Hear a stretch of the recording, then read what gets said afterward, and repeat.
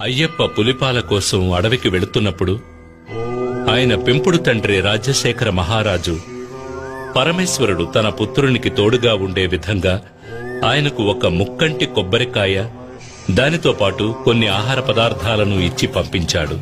దానిని అయ్యప్ప ఇరుముడులుగా కట్టి తనతో తీసుకువెళ్లాడు. దాని తాత్పర్యమే మనం తీసుకువెళ్లే ఇరుముడులు. ఇరుముడి అనేది నేతగుడ్డతో కుట్టబడిన 2 భాగాలుగా ఉండే సంచి. భక్తులు భక్తితో తలపై మోసుకు వెళ్లే ఇరుముడిలోని ముందు భాగంలో పసుపు, కుంకుమ, వడ్లు, అటుకులు, మాళిగ పొరతో అమ్మకు దీపం వెలిగించేందుకు వత్తి, నూనె, తర్వాత ముఖ్యమైన కానుకైన నేతి కొబ్బరికాయ అంటే అయ్యప్పకు అత్యంత ప్రియమైన నైవేద్య పదార్థమైన ముక్కంటి కొబ్బరికాయను తీసుకుని ఒక కంటికి రంధ్రం చేసి అందులో ఉన్న నీటిని తొలగించి తర్వాత కొబ్బరికాయను స్వచ్ఛమైన నేతితో నింపి తీసుకువెళ్లేదే నేతి కొబ్బరికాయ. అయ్యప్ప హరిహరుల సంగమంతో జన్మించినవాడు. ఈ తత్వాన్ని నేతి కొబ్బరికాయ తెలియజేస్తుంది. కొబ్బరికాయకు 3 కళ్లుంటాయి కనుక అది శివుని అంశగా భావించబడుతుంది. మహాలక్ష్మి శ్రీపతి హృదయంలో నివసిస్తుంది.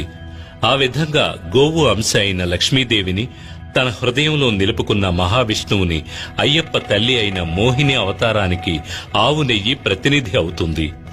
కనుక కొబ్బరికాయ, అందులో నింపబడిన నెయ్యి శివునికి విష్ణువుకి ప్రతిరూపాలు.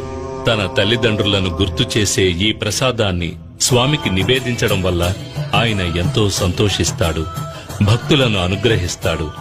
ఇరుముడిలోని వెనుక భాగంలో పసుపు, బియ్యం, పప్పు, బెల్లం వంటి పదార్థాలు ఉంటాయి.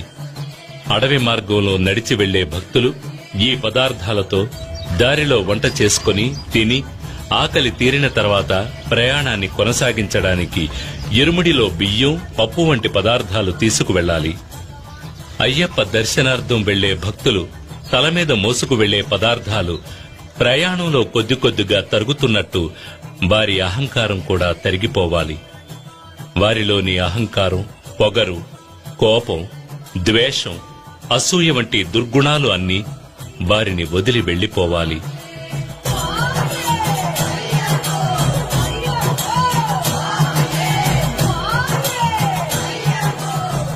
శబరిమలపై ఉన్న అయ్యప్పని దర్శించడానికి భక్తులందరూ ఎరుమేలి అనే చోట ఒకటిగా చేరతారు. ఎరుమేలిని శబరిమలకు ప్రవేశ ద్వారం అని కూడా చెప్పవచ్చు. ఇక్కడ రాజశేఖర మహారాజు నిర్మించిన ధర్మశాస్త్ర ఆలయం ఉంది. ఈ ఆలయానికి ఎదురుగా అయ్యప్పకు మిత్రుడైన వావర్స్వామి మసీదు ఉంది. అయ్యప్ప భక్తులు వావర్స్వామికి నమస్కరించి అక్కడ ఇచ్చే విభూతి ప్రసాదాన్ని తీసుకుంటారు. ఈ ఎరుమేలిలోనే ముఖ్యమైన ఘట్టమైన పేటై తొళ్లలనే కార్యక్రమం జరుగుతుంది. అప్పుడు భక్తులు తమ మనసులోని చెడు ఆలోచనలను తొలగించుకునే ఉద్దేశంతో నాట్యమాడతారు. పేటై తొళ్లలు ముగిసిన తర్వాత అక్కడికి వచ్చే కన్యస్వాములకు ఒక కర్ర ముక్క, ఒక నల్లని నాడా ఇవ్వబడతాయి. ఎరుమేలిలో పేటై తొళ్లలు ముగించుకుని ప్రయాణాన్ని కొనసాగించే భక్తులు పెరుత్తోడు, కోటైపాడి అనే ప్రదేశాలను దాటి కాళైకట్టి అనే ప్రాంతానికి వస్తారు. ఈ కాళైకట్టి అనే ప్రాంతమే మహిషముఖి శరీరం పైన స్వామి నర్తించి తన విజయోత్సాహాన్ని చాటిన చోటు. ఆ నాట్యాన్ని చూడవచ్చిన పరమేశ్వరుడు తన నందిని అక్కడ ఒక చెట్టుకి కట్టివేయడం వల్ల ఆ ప్రాంతం కాళైకట్టి అని పేరుగాంచింది. ఆ తర్వాత అళుదా నదిలో స్నానం చేసి భక్తులు నది అడుగున ఉన్న ఒక రాయిని తీసుకువెళ్లి దారిలో ఉన్న కల్లిడం కుండ్రుని చేరి రాక్షసిని సమాధి చేసిన చోట ఆ రాతిని ఉంచుతారు. అందుకే ఆ చోటు కల్లిడం కుండ్రు అని పిలువబడుతోంది. ఆ తర్వాత ఇంజిప్పారై కోటను దాటి ఉడుంబారై కోటలో శ్రీబుద్ధనాథుణ్ణి పూజించి విభూది అనే భస్మాన్ని తీసుకుంటారు. తర్వాత శబరిమల వెళ్లే దారిలో భక్తులు పవిత్ర నది అయిన పంపా నదిలో స్నానం చేసి తమ పాపాలను తొలగించమని అయ్యప్పను ప్రార్థించి అక్కడ ఉండి పంబాస్తి అనే కార్యక్రమంలో 108 పొయ్యిల్లోని బూడిదను కన్యస్వాములు తమ ఇంటికి తీసుకువెళతారు. ఆ తర్వాత విఘ్నేశ్వరుని పూజించి శబరిమలపైకి యాత్ర ప్రారంభిస్తారు. అప్పాచి మెట్టు దాటి తర్వాత నీలిమలను చేరుకుంటారు. ఆ తర్వాత శబరి పీఠాన్ని దాటి మహిషముఖి కోసమే సరంకుత్తి అనే చోట ఉన్న మర్రి చెట్టుకి కన్యస్వాములు తీసుకువెళ్లిన కర్రముక్కను గుచ్చి నల్లని నాడాన్ని వేసి నమస్కరిస్తారు. ఇది కన్యస్వామి రాకను నిర్ధారించే కార్యక్రమం. అది చూసిన లీలావతి నిట్టూర్పు విడిచి తరువాతి సంవత్సరం కోసం ఎదురు చూస్తుంది. శబరిమలలో ప్రకటించే తత్వమసి విశ్వసాగోదీయం అని తెలియజేసే మహామంత్రం, ఆరాధనామూర్తి, ఆరాధకులు ఎంతో దేదీప్యమాన స్వామిగా కనిపించే దృశ్యం అత్యద్భుతమైన దృశ్యం. అడవి పువ్వులు, జలపాతాలు ప్రకృతి అందించిన వరప్రసాదాలు.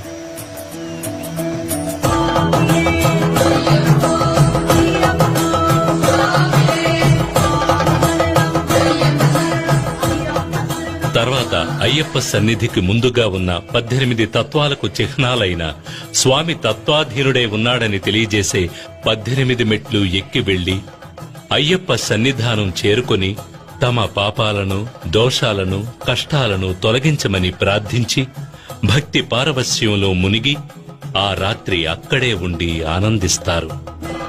మరునాడు ఉదయం అయ్యప్పకు నెయ్యి అభిషేకం చేసి మాళిగపురత్తు అమ్మని దర్శించి తాము చేసిన పాపాలను తొలగించమని వేడుకుంటారు. మకర దీప పూజకి ముందు అయ్యప్ప స్వామి బంగారు ఆభరణాల పెట్టెను పందల రాజ్యం నుండి శబరిమలకు తీసుకువెళ్లేటప్పుడు ఆకాశంలో ఆభరణాల పెట్టెకు మార్గదర్శిగా గరుడు వెళ్లడం అనేది ఆశ్చర్యకరమైన విషయం.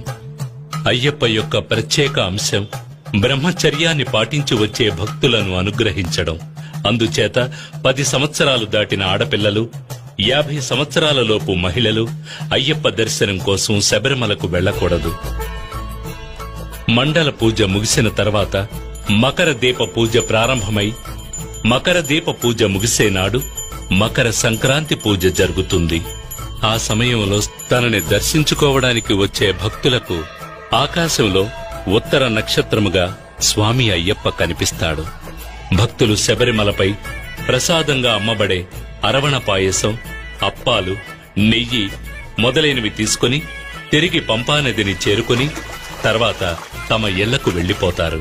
తమ ఇంటిలో తాము తీసుకువచ్చిన పూజా సామగ్రిని పూజగదిలో పెట్టి అయ్యప్పని మనసారా ప్రార్థించి గురుస్వామి సహాయంతో మాలను తీసివేసి దీక్షను ముగిస్తారు. స్వామియే శరణమయ్యప్ప.